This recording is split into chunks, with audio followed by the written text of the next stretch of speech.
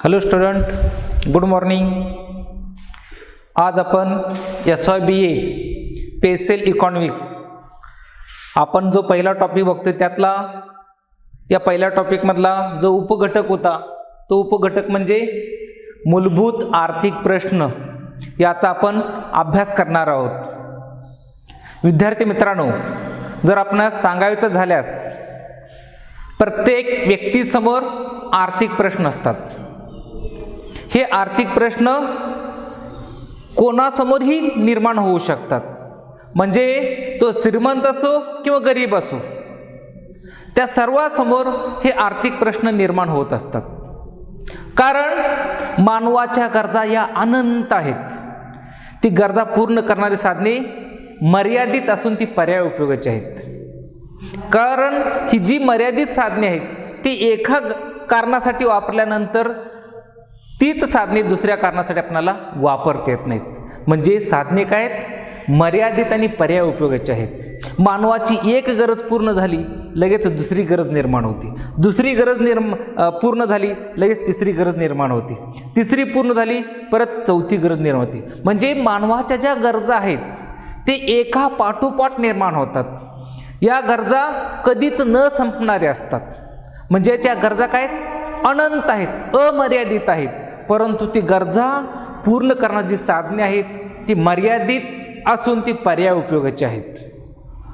म्हणजे ज्याप्रमाणे व्यक्तीसमोर आर्थिक प्रश्न निर्माण होतात, अगदी त्याचप्रमाणे प्रत्येक देशाच्या अर्थव्यवस्थेसमोर काही मूलभूत आर्थिक प्रश्न निर्माण होतात. मग त्या देशाची अर्थव्यवस्था कोणत्याही स्वरूपाची असो, म्हणजे भांडवलशाही अर्थव्यवस्था असो, समाजवादी अर्थव्यवस्था असो किंवा मिश्र अर्थव्यवस्था असो, अशा कोणत्याही प्रकारची जरी अर्थव्यवस्था असली तरी त्या प्रत्येक अर्थव्यवस्थेसमोर काही मूलभूत आर्थिक प्रश्न किंवा समस्या निर्माण होतात. त्या मूलभूत आर्थिक प्रश्नांचा आज आपण इथं अभ्यास करणार आहोत. आता मूलभूत आर्थिक प्रश्न म्हणजे काय, त्याची व्याख्या काय सांगता येईल? जे आर्थिक प्रश्न प्रत्येक अर्थव्यवस्थेसमोर निर्माण होतात आणि ते प्रश्न सोडवण्यासाठी त्या अर्थव्यवस्थेला प्रयत्न करण्याची आवश्यकता असते. त्या प्रश्नांना, त्या आर्थिक प्रश्नांना मूलभूत आर्थिक प्रश्न असे म्हणतात. मी आत्ता सांगितले विद्यार्थी मित्रांनो की देशाची अर्थव्यवस्था कोणत्याही प्रकारची असो, भांडवलशाही अर्थव्यवस्था असो, समाजवादी अर्थव्यवस्था असो किंवा मिश्र अर्थव्यवस्था असो, या प्रत्येक अर्थव्यवस्थेसमोर काही प्रश्न निर्माण होतात आणि ते प्रश्नाचे सोडवणूक करण्यासाठी काय प्रयत्न करावे लागते. त्या आर्थिक प्रश्नांना मूलभूत आर्थिक प्रश्न असं म्हणतात. मग हे जे तुम्हाला अर्थव्यवस्था सांगितल्या, या सगळ्या अर्थव्यवस्थेसमोर 6 मूलभूत आर्थिक प्रश्न निर्माण होतात. हे 6 मूलभूत आर्थिक प्रश्न कोणते आहेत त्याचा आज आपण इथं अभ्यास करणार आहोत.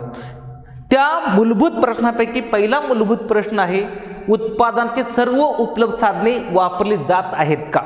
उत्पादनाची सर्व उपलब्ध साधने वापरली जात आहेत का? विद्यार्थी मित्रांनो, उत्पादनाची साधने ही दुर्मिळ असतात. उत्पादन साधने दुर्मिळ असल्यामुळे त्या साधनाचा महत्तम उपयोग करणं आवश्यक असतं. त्या साधनाचा महत्तम उपयोग करून आपल्या समाजाचा, आपल्या देशाचा विकास करावा लागत असतो. जर उत्पादन साधने निष्क्रिय स्वरूपात जर पडून राहत असेल तर त्या ठिकाणी आपल्या देशाचा, आपल्या समाजाचा विकास होणार नाही. आणि कुठलाही समाज, कुठलाही देश आपली उत्पन्नाची साधने निष्क्रिय स्वरूपात पडू देणार नाही. त्या साधनाचा तो महत्तम उपयोग करून आपल्या समाजाचा, देशाचा विकास करण्याचा प्रयत्न करतो. तरीही बऱ्याच वेळा जी काही आपली उत्पन्नाची साधने आहेत ती साधने निष्क्रिय स्वरूपात पडून राहण्याचा धोका असतो. जर उदाहरणार्थ जर सांगायचं झाल्यास 1929 मध्ये जी जागतिक महामंदी आलेली होती, त्या जागतिक महामंदीमुळे काय झालं की अर्थव्यवस्थेमध्ये मंदी तर निर्माण झालीच, त्या मंदीमुळे काय झालं, बेकारची संख्या वाढली. म्हणजे अर्थव्यवस्थेमध्ये मंदी आली, मंदी आल्यामुळे बेकार निर्माण झाली आणि बेकार निर्माण झाल्यामुळे आपली जी उत्पन्नाची साधने दुर्मिळ होती ती निष्क्रिय स्वरूपात पडून राहिली. मग जेव्हा अशा प्रकारचा प्रश्न अर्थव्यवस्थेसमोर निर्माण होतो तेव्हा प्राध्यापक केन्स यांनी या म्हणजे हा प्रश्न सोडवण्यासाठी त्यांनी काही उपाययोजना सांगितल्या. 1936 मध्ये प्राध्यापक केन्स यांनी एक पुस्तक लिहिलं, the general theory employment interest and money नावाचं पुस्तक लिहिलं. आणि त्या पुस्तकामध्ये त्यांनी अर्थव्यवस्थेमध्ये मंदी का आली आणि ही मंदी कशी दूर केली पाहिजे, जे बेकार घटक आहेत त्या बेकार घटकांना रोजगार कसा उपलब्ध होईल आणि ही उत्पन्नाची जी साधने आहेत ती पूर्णपणे कशी वापरता येईल, या संदर्भात आपले जे विचार आहेत ते विचार त्यांनी त्यांच्या त्या पुस्तकामध्ये नमूद केलेले आहेत. म्हणजे थोडक्यात जर सांगायचं झाल्यास अर्थव्यवस्थेमध्ये जी काही मंदी आली, अर्थव्यवस्थेमध्ये जी काही बेकार निर्माण झाली, ही बेकार निर्माण होण्याचं कारण केनच्या मते प्रभावी मागणीच्या कमतरतेमुळे अर्थव्यवस्थेत मंदी निर्माण झाली. या मंदीमुळे जी उत्पन्नाची साधने आहेत ती साधने काय झाली, बेकार झाली. मग या घटकांना रोजगार उपलब्ध होण्यासाठी, ही बेकारी दूर करण्यासाठी त्यांनी सुचवलेले उपाय म्हणजे काय, प्रभावी मागणीमध्ये वाढ करणे. म्हणजे प्रभावी मागणीच्या कमतरतेमुळे काय झालेलं होतं की अर्थव्यवस्थेमध्ये मंदी निर्माण झाली होती, बेकार निर्माण झालेली होती. मग अशा वेळी प्रभाव मागणीची कमतरता दूर करून प्रभाव मागणी वाढवणे आवश्यक आहे असं त्यांनी सांगितलं. प्रभाव मागणीत वाढ करण्यासाठी उत्पादनात वाढ करणं आवश्यक आहे. उत्पादनात वाढ केलं तर रोजगारात वाढ होईल आणि रोजगारात वाढ झालं तर बेकार घटकांना रोजगार उपलब्ध होईल, रोजगार उपलब्ध होईल आणि त्यांना जर रोजगार उपलब्ध झालं तर त्यांच्या उत्पन्नात वाढ होईल आणि त्यांच्या उत्पन्नात वाढ झालं तर प्रभाव मागणी वाढेल असं प्राध्यापक केन्सने त्यांच्या त्या ग्रंथामध्ये, त्या पुस्तकामध्ये सांगितलेले. म्हणून प्रत्येक अर्थव्यवस्थेसमोर हा एक महत्त्वाचा प्रश्न असतो की उत्पन्नाची सर्व उपलब्ध साधने वापरली जात आहेत का. कारण प्रत्येक समाजाला आपली जी उत्पन्नाची साधने आहेत ती निष्क्रिय स्वरूपात पडू द्यायची नाहीत, त्या साधनाचा त्यांना महत्तम उपयोग करायचा आहे. मग महत्तम उपयोग करण्यासाठी प्रत्येक समाज, प्रत्येक देश त्या जी दुर्मिळ उत्पन्न साधने आहेत त्याचा महत्तम उपयोग करण्याचा तो प्रयत्न करत असतो. म्हणून हा पहिला आपणाला मूलभूत आर्थिक प्रश्न म्हणून नमूद करता येईल. नंतर प्रत्येक अर्थसमोर निर्माण होणारा दुसरा मूलभूत आर्थिक प्रश्न आहे, कोणत्या वस्तूचे आणि किती उत्पादन करायचे. कोणत्या वस्तूचे आणि किती उत्पादन करायचे हा सुद्धा दुसरा महत्त्वाचा मूलभूत प्रश्न म्हणून आपल्याला सांगता येईल. विद्यार्थी मित्रांनो, देशाची अर्थव्यवस्था कोणत्या स्वरूपाची आहे ते स्वरूप लक्षात घेऊन त्या ठिकाणी कोणत्या वस्तूचं किती उत्पादन करायचं हे ठरवावं लागतं.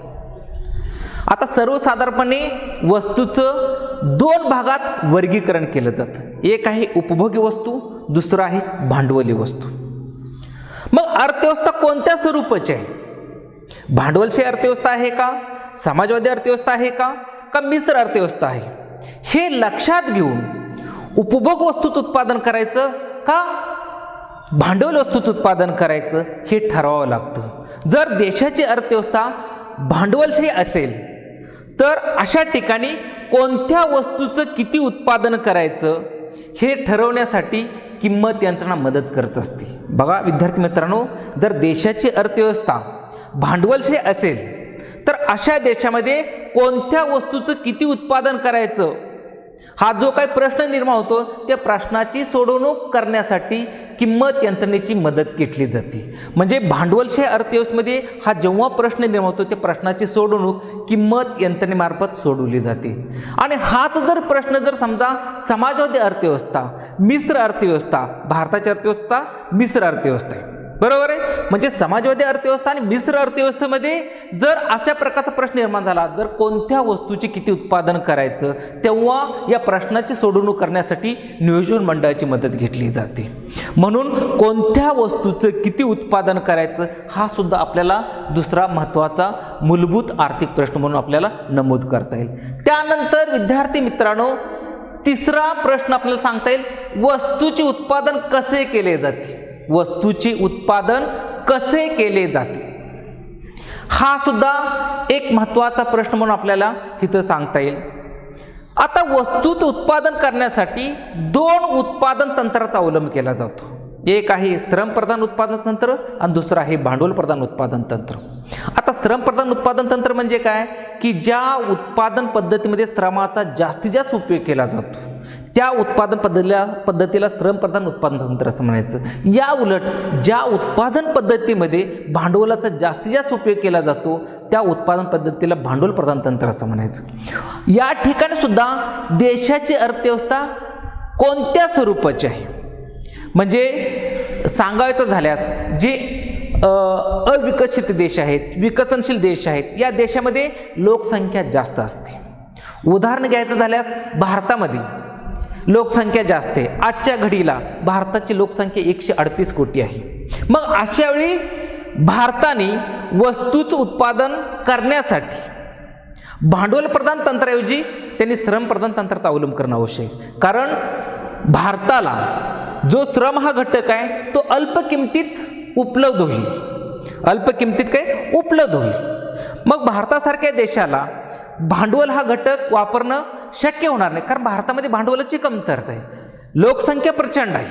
मग अशा वेळी भारताने श्रमप्रधान तंत्राचा अवलंब करावा. ऑस्ट्रेलिया म्हणा, अमेरिका म्हणा, या देशामध्ये भांडवल प्रधान तंत्राचा अवलंब करावा, कारण त्या देशाची लोकसंख्या कमी आहे. म्हणजे या ठिकाणी विद्यार्थी मित्रांनो सांगायचं झाल्यास की वस्तूचं उत्पादन कसे केले जाते या प्रश्नाची सुद्धा आपल्याला सोडवणूक करावी लागत असते.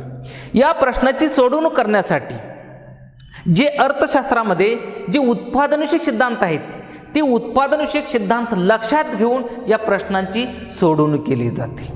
हा झाला तिसरा प्रश्न. म्हणजे थोडक्यात सांगायचं म्हणजे की वस्तूचं उत्पादन कसं करायचं, श्रमप्रधान तंत्राच्या साहाय्याने करायचं का भांडवल प्रधान तंत्राच्या साहाय्याने करायचं, हा जो काही प्रश्न निर्माण होतो तो प्रश्न या ठिकाणी अर्थशास्त्रामध्ये जे उत्पादनविषयक सिद्धांत आहेत ते उत्पादन सिद्धांत लक्षात घेऊन या प्रश्नाची सोडवणूक केली जाते. पुढचा चौथा मूलभूत आर्थिक प्रश्न आहे की उत्पन्नाचे विभाजन कसे केले जाते. विद्यार्थी मित्रांनो, कोणत्याही वस्तू किंवा सेवांचं उत्पादन करण्यासाठी आपल्याला 4 उत्पादनाचे घटक आवश्यक असतात. हे 4 उत्पादनाचे घटक म्हणजे कुठले? भूमी, श्रम, भांडवल, संयोजक. आता या 4 उत्पादन घटकाचा उत्पादन प्रक्रियेमध्ये वापर केल्यानंतर त्या उत्पादन प्रक्रियेत सहभागी घेतल्यामुळे त्यांना मोबदला देणं आवश्यक आहे.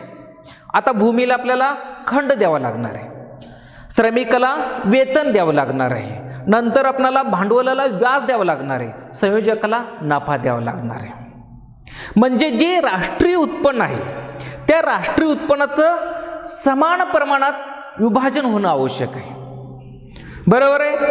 राष्ट्रीय उत्पन्न नेहमी पैशात मोजलं जातं. मग ज्यांना जास्त पैसा मिळतो त्यांची जास्त खरेदी शक्ती असते, ज्यांना कमी पैसा मिळतो त्यांची खरेदी शक्ती कमी असते. म्हणजे इथं जी उत्पन्नाचे विभाजन आहे ती विभाजन योग्य प्रकारे होणं आवश्यक आहे. जर योग्य प्रकारे न झाल्यास त्या समाजामध्ये त्या देशामध्ये काय मोठ्या प्रमाणात आर्थिक विषमता निर्माण होते. मग ही आर्थिक विषमता नष्ट करून आपल्याला आर्थिक समानता निर्माण करायची. मग ही आर्थिक समानता निर्माण करण्यासाठी उत्पन्नाचं योग्य प्रकारे विभाजन करण्यासाठी अर्थशास्त्रामध्ये विभाजनविषयक सिद्धांत आहे. त्याला आपण विभाजनविषयक सीमांत उत्पन्नाचा सिद्धांत सुद्धा म्हणू शकतो. त्या सिद्धांताच्या आधारे भूमीचा वाटा किती आहे, श्रमिकाचा वाटा किती आहे, भांडवलाचा वाटा किती आहे, नंतर संयोगाचा वाटा किती आहे हे त्या सिद्धांतामध्ये सांगितलेले. म्हणजे विभाजनविषयक सिद्धांताच्या आधारे उत्पन्नाचं विभाजन कसं करावं हे त्या सिद्धांतामध्ये सांगण्याचा प्रयत्न केलेला आहे. त्यानंतर अर्थव्यवस्थेसमोर निर्माण होणारा 5वा महत्त्वाचा प्रश्न म्हणून आपल्याला सांगता येईल की उत्पादन साधनाचा कार्यक्षमपणे वापर होतो का. सुरुवातीलाच विद्यार्थी मित्रांनो मी तुम्हाला सांगितलं की जी उत्पादन साधनं आहेत ती साधनं कशी आहेत, दुर्मिळ आहेत. मग या साधनांचा कार्यक्षमपणे उपयोग होणं आवश्यक आहे. कार्यक्षमपणे उपयोग झाला तर त्या देशाचा विकास चांगल्या प्रकारे होऊ शकतो. म्हणजे या उत्पादन साधनाचा कार्यक्षमपणे उपयोग होण्यासाठी या ठिकाणी उत्पादन आणि विभाजन या संदर्भात जे काही निर्णय आहेत ते निर्णय योग्य प्रकारे घेणं आवश्यक आहे. तरच ही उत्पादनाची जी दुर्मिळ साधने आहेत त्या दुर्मिळ साधनाचा कार्यक्षमपणे उपयोग होऊ शकतो. मग ह्या उत्पादन साधनाचा कार्यक्षमपणे वापर होण्यासाठी, उपयोग होण्यासाठी अर्थशास्त्रामध्ये, विशेष म्हणजे कल्याणकारी अर्थशास्त्रामध्ये काही सिद्धांत आहेत, काही धोरणे आहेत, काही प्रमेय आहेत. त्या सिद्धांताचा, प्रमेयाचा, धोरणाचा उपयोग करून ती उत्पादन जी साधने आहेत त्या साधनाचा कार्यक्षमपणे कसा उपयोग करता येईल हे त्या ठिकाणी सांगण्याचा प्रयत्न केलेला आहे. त्यानंतर विद्यार्थी मित्रांनो, 6वा जो मूलभूत प्रश्न आहे, मूलभूत आर्थिक प्रश्न आहे, तो मूलभूत आर्थिक प्रश्न म्हणजे अर्थव्यवस्थेची उत्पादन क्षमता वाढत आहे का? हा सुद्धा प्रत्येक अर्थव्यवस्थेसमोर निर्माण होणारा एक महत्त्वाचा प्रश्न म्हणून आपल्याला सांगता येईल. विद्यार्थी मित्रांनो, अर्थव्यवस्थेची उत्पादन क्षमता वाढत आहे का, स्थिर आहे का, घटत आहे, यावर सुद्धा त्या देशाचा विकास अवलंबून असतो. जर समजा विद्यार्थी मित्रांनो त्या देशातील उत्पादनाची क्षमता जर वाढत असेल तर राहणीमानाची पातळी उंचावत आहे असं आपल्याला सांगता येईल. जर त्या देशातील उत्पन्नाची पातळी जर स्थिर असेल तर तिथली राहणीमानाची पातळी सुद्धा काय स्थिर आहे असं आपल्याला सांगता येईल. जर तिथल्या त्या देशाच्या अर्थव्यवस्थेची उत्पादन क्षमता जर घटत असेल तर राहणीमानाची पातळी सुद्धा काय घटत आहे असं आपल्याला सांगता येईल. म्हणजे अर्थव्यवस्थेची उत्पादन क्षमता वाढत आहे का, घटत आहे का, स्थिर आहे, हा जो काय प्रश्न निर्माण होतो, या प्रश्नांची सोडवणूक करण्यासाठी अर्थशास्त्रामध्ये आर्थिक विकास आणि आर्थिक वृद्धी संदर्भात जे काही सिद्धांत आहेत त्या सिद्धांताच्या सहाय्याने हे प्रश्न सोडवले जातात. म्हणजे प्रत्येक अर्थव्यवस्थेसमोर विद्यार्थी मित्रांनो हे 6 प्रश्न निर्माण होतातच. हे जे काही 6 प्रश्न निर्माण होतात त्या 6 प्रश्नांची त्यांना सोडवणूक करावी लागतेच. या 6 प्रश्नांना प्रत्येक अर्थव्यवस्थेला तोंड द्यावं लागतं, सामोरे जावं लागतं आणि त्या प्रश्नाची त्यांना सोडवणूक करावी लागत असते. अशा प्रकारे आपल्याला या 6 प्रश्नांची सोडवणूक करावी लागते असं आपल्याला सांगता येईल. म्हणजे विद्यार्थी मित्रांनो हे जे मूलभूत आर्थिक प्रश्न आहेत हे 6 प्रकारचे आहेत.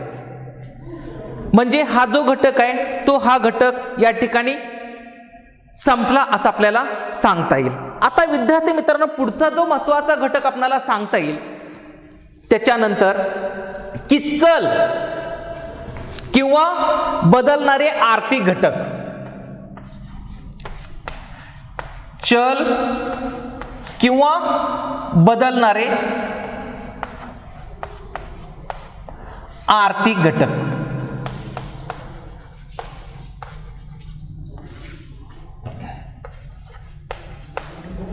याला व्हेरिएबल असं म्हणतात. चल किंवा बदलणारे आर्थिक घटक हा आपला SYBA S1 मधला शेवटचा घटक म्हणून आपल्याला सांगता येईल. ज्या आर्थिक घटकात बदल होतो असे गृहीत धरले जाते त्यांना चल किंवा बदलणारे आर्थिक घटक असं म्हणतात. विद्यार्थी मित्रांनो बघा, तुम्हाला चलाची व्याख्या काय सांगितली? ज्या आर्थिक घटकात बदल होतो असे गृहीत धरले जाते त्यांना चल किंवा बदलणारे घटक असं म्हणतात. आता या चलाचे आपल्याला 2 प्रकार सांगता येईल. ते 2 प्रकार बघा कुठले आहेत? एक स्वतंत्र चल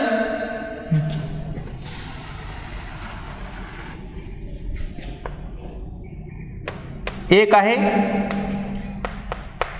स्वतंत्र चल आणि दुसरं आपल्याला सांगता येईल परतंत्र चल. हे चलाचे आपल्याला 2 प्रकार सांगता येईल सिद्धांतातील. आता बघू आपण स्वतंत्र चल कशाला म्हणायचं, परतंत्र चल कशाला म्हणायचं ते आपण समजून घेऊया. सिद्धांतामधील 2 आर्थिक घटकापैकी, सिद्धांतामधील 2 आर्थिक घटकापैकी ज्या आर्थिक घटकात प्रथम बदल होतो त्या चलाला स्वतंत्र चल असं म्हणायचं. बघा विद्यार्थी मित्रांनो, तुम्हाला स्वतंत्र चलाची व्याख्या काय सांगितली? सिद्धांतामधील 2 आर्थिक घटकापैकी ज्या आर्थिक घटकामध्ये प्रथम बदल होतो त्या आर्थिक घटकाच्या चलाला स्वतंत्र चल असं म्हणतात. स्वतंत्र चल असं म्हणतात. म्हणजे या ठिकाणी हे जे दोन आर्थिक घटक आहेत त्या दोन आर्थिक घटकापैकी प्रथम ज्या आर्थिक घटकात बदल होतो त्याला आपण स्वतंत्र चल असं म्हटलं, आणि नंतर ज्या चलामध्ये बदल होतो त्याला प्रतंत्र घटक असं म्हणायचं. विद्यार्थी मित्रांनो, एक आपण उदाहरण घेऊया.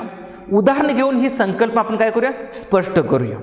आता उदाहरणार्थ मागणीचा नियम. मागणीच्या नियमामध्ये वस्तूची किंमत आणि वस्तूची मागणी असे दोन आर्थिक घटक लक्षात घेतलेले आहेत. या दोन आर्थिक घटकापैकी प्रथम वस्तूच्या किमतीमध्ये बदल होतो. प्रथम काय होतो, वस्तूच्या किमतीमध्ये बदल होतो, म्हणून वस्तूच्या किमतीला स्वतंत्र चल असं म्हणायचं. लक्षात येते विद्यार्थी मित्रांनो, मागणीचा जो नियम आहे त्या मागणीच्या नियमामध्ये वस्तूची किंमत आणि वस्तूची मागणी असे दोन आर्थिक घटक लक्षात घेतलेले आहे. या दोन आर्थिक घटकापैकी प्रथम वस्तूच्या किमतीमध्ये बदल होतो, म्हणून वस्तूच्या किमतीला स्वतंत्र चल असं म्हणायचं. आता या उलट जी मागणी आहे ती मागणी किमतीवर अवलंबून असते. म्हणजे मागणी आपोआप बदलत नाही. मागणी हे काय प्रतंत्र चल आहे, ती किमतीनुसार बदलत असते, म्हणून मागणी हे काय आहे, प्रतंत्र चल आहे. मागणी हे काय आहे, प्रतंत्र चल आहे. बरोबर आहे. म्हणजे प्रथम किमतीमध्ये बदल होतो, त्याच्यानंतर मागणीत बदल होतो, म्हणून वस्तूची किंमत हे स्वतंत्र चल आणि वस्तूची मागणी ही प्रतंत्र चल म्हणून सांगता येईल. यावरून आपल्याला जो मागणी फलन संबंध आहे तो फलन संबंध आपल्याला अशा प्रकारे मांडता येईल, डी बरोबर एफ कंसात पी. आता या ठिकाणी मित्रांनो डी म्हणजे डिमांड म्हणजे मागणी, एफ म्हणजे फंक्शनल रिलेशनशिप म्हणजे याला फलन संबंध असं म्हणू शकतो, आणि पी म्हणजे प्राइस म्हणजे किंमत असं आपण म्हटलेले. आता या ठिकाणी डाव्या बाजूला जे आहे ते प्रतंत्र चल आणि उजव्या बाजूला जो घटक आहे तो काय स्वतंत्र चल. म्हणजे थोडक्यात आपल्याला असं सांगता येईल की सिद्धांतामधील दोन आर्थिक घटकापैकी ज्या आर्थिक घटकात प्रथम बदल होतो त्याला स्वतंत्र चल असं म्हणायचं. प्रथम घटकात बदल झाल्यानंतर दुसऱ्या घटकात जेव्हा बदल होतो तेव्हा त्याला प्रतंत्र चल असं म्हणायचं. ठीक आहे विद्यार्थी मित्रांनो, हा घटक तुम्हाला समजला.